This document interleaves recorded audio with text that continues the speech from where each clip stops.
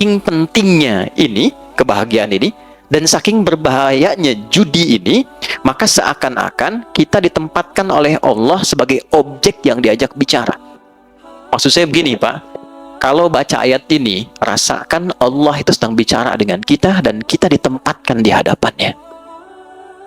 Anda sekarang kasau, panglima, ya kan? Ada di hadapan Anda menyampaikan satu pesan. Kira-kira sikap kita sempurna atau kita selengean? Sempurna. Fokus dengar kan? Ayat ini berkata, ketika ayat ini dibacakan, rasakan diri kita ada di hadapan Allah dan Allah sedang berbicara kepada kita. Karena itu para ulama tuh suka menyampaikan pesan begini. Saya ingat sekali guru saya mengatakan, nah kalau baca Al-Quran itu, rasakan nih surat dari Allah turun untuk kamu. Lewat Nabi Agung Nabi Muhammad SAW. Jadi enak Pak, saat baca Ad-Duha kita lagi sedih, rasanya ayatnya turun buat kita. Wad-Duha, demi kesuksesan dan kenyamanan yang kau rasakan seperti menerima cahaya duha. Wal-laili idza saja, atau sekarang engkau sedang punya masalah besar, merasa gelap seperti gelapnya malam.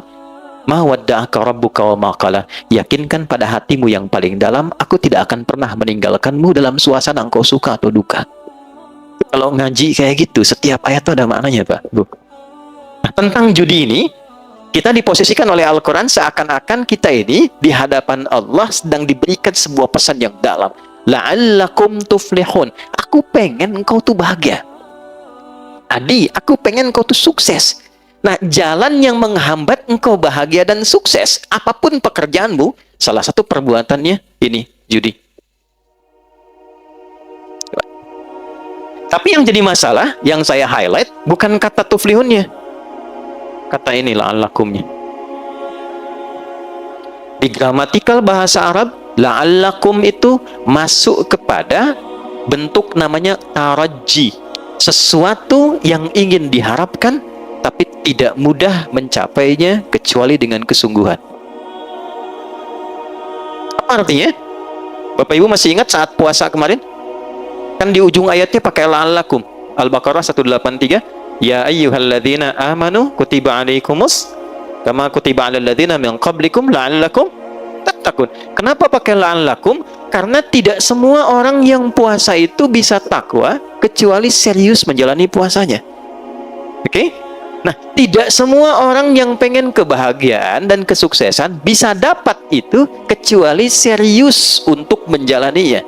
Anda kalau pengen serius karir di sini Koopsud, serius tunaikan tugas Anda. Tunaikan dengan profesional, secara proporsional, cintai pekerjaan, Anda lebih dekat kepada kesuksesan. Tapi pertanyaannya, kenapa ayat ini disandingkannya dengan maisir, judi? Karena ternyata, kalau orang sudah ditawarkan dengan sifat-sifat itu, tidak mudah kita bisa menghindari dan meninggalkannya. Ini poinnya. Ini penghambat kebahagiaan, tapi tidak mudah untuk bisa menghindarinya jika sudah ada tawarannya. Nih Pak, gampangannya gini ya Pak ya. Ini ada 20.000 Bapak Ibu sekalian. Simpan sini. Ada peluang Anda dapat 20 juta dengan 20.000. Ada peluang dapat 20 juta. Kira-kira nih, kalau ada orang mengatakan demikian saat ini, Pak, Bapak simpan aja nih 20.000 Pak. Ada peluang, walaupun peluangnya 2/10. Dari 10 itu ada 2% Pak, ada di situ. Tapi mungkin Bapak yang dapat. Cuma 20.000 kok nggak ada apa-apanya.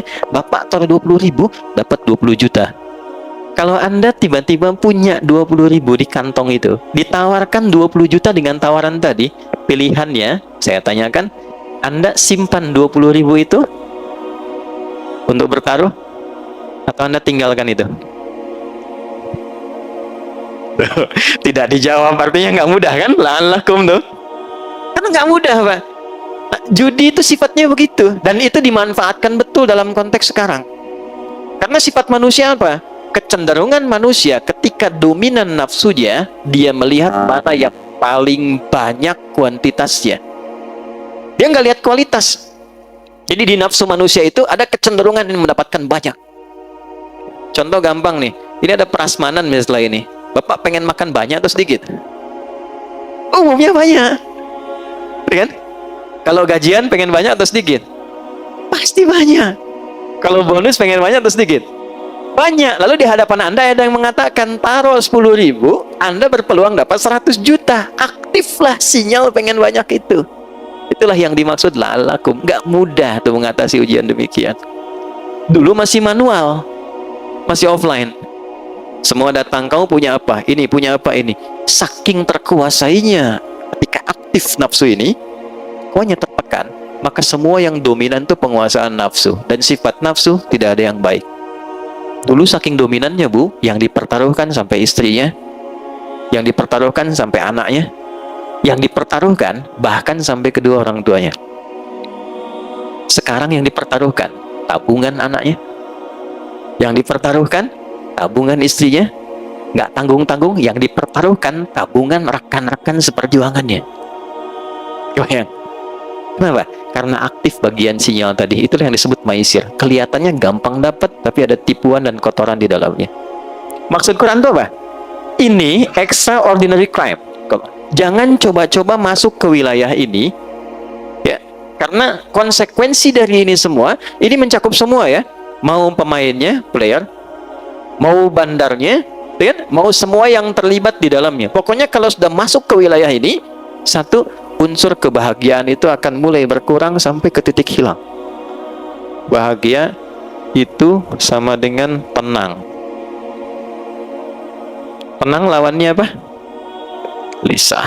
Jadi orang yang judi, hal pertama yang dia dapatkan dalam hatinya kegelisahan. Kalau nggak percaya, silahkan cek orang-orang yang masuk ke lingkup judi, kemudian edik di dalamnya, dan dia mulai kena yang pertama gelisah, lalu masuk mempertaruhkan yang ada. Perhatikan karirnya bagaimana. Itu yang kemarin 800 sekian juta. Lihat dampaknya kepada karirnya. Selesai. Pengabdiannya tidak dilihat. Pertaruhan nyawanya sebagai abdi negara. Selesai semua, Pak. Dia berhenti dalam keadaan tidak terhormat dan melekat status pada dirinya sepanjang hidup seorang penjudi.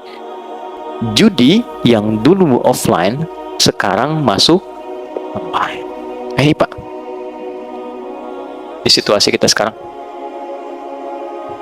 Nabi sudah wanti-wanti 15 abad yang lalu. Terjadi percepatan digital, waktu semakin cepat dan kejahatan polanya berpindah.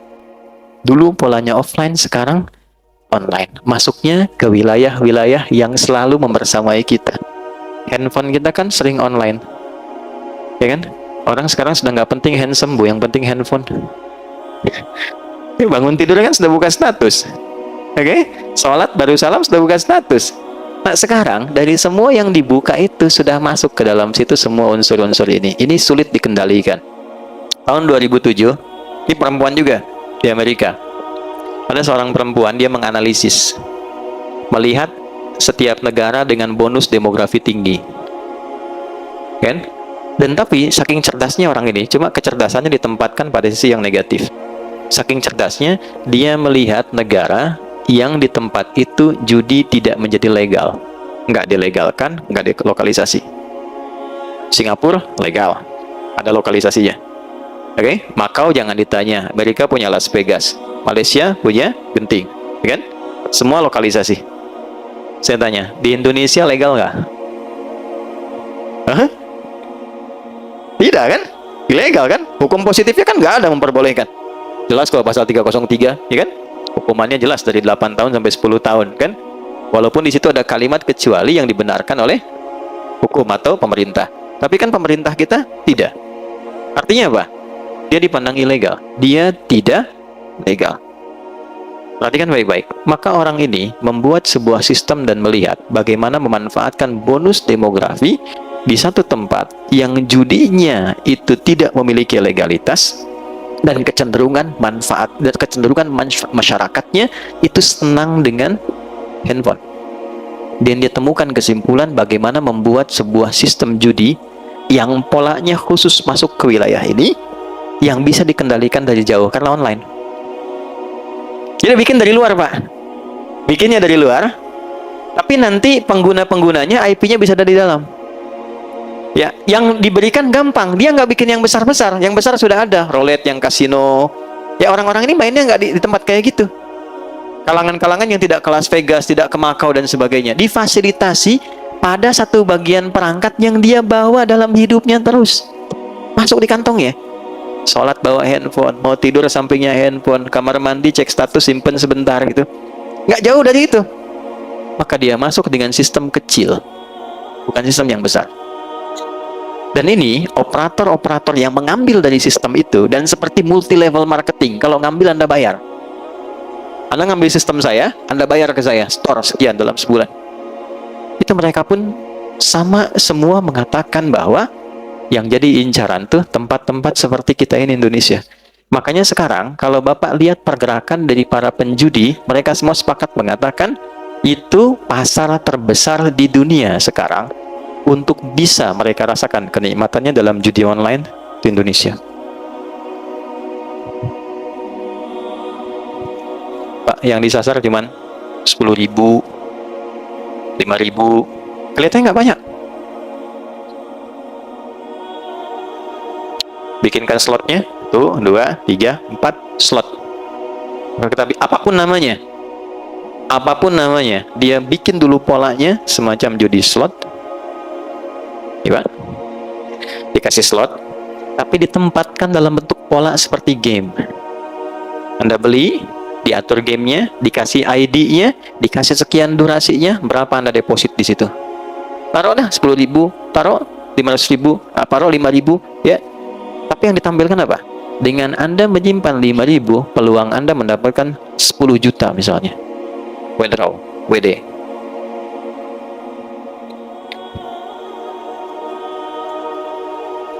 Pak, 5.000 itu berapa persen sih Pak dari pendapatan? Anda dapat 5 juta, keluar 5.000, berapa persen? Cuma 1% kan? Dianggapnya biasa kan Pak ya? Biasa tuh maksud saya sedikit kan? Gampang kan? Gampang keluarin.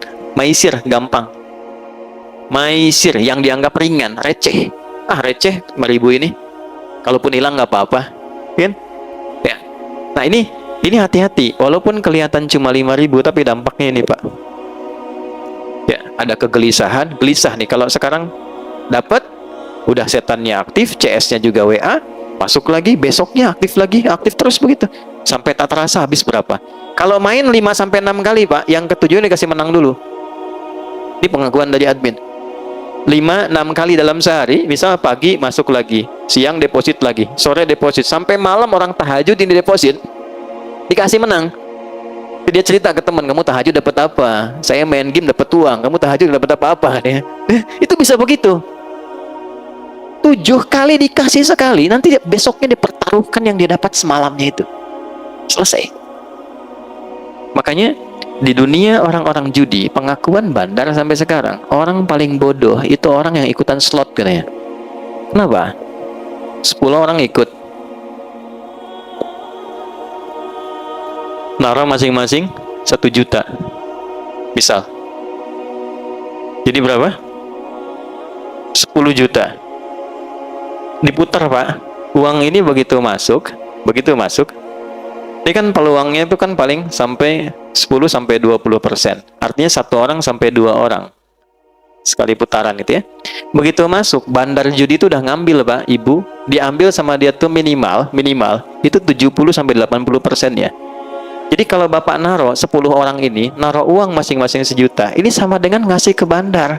Bandar nih kasih, sama bandar diambil 8 juta, yang dia putar 2 juta.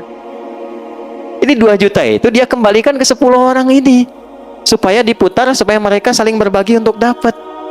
Dikasih harapan, nanti kalau nggak dapat, naruh lagi aja, siapa tahu Anda.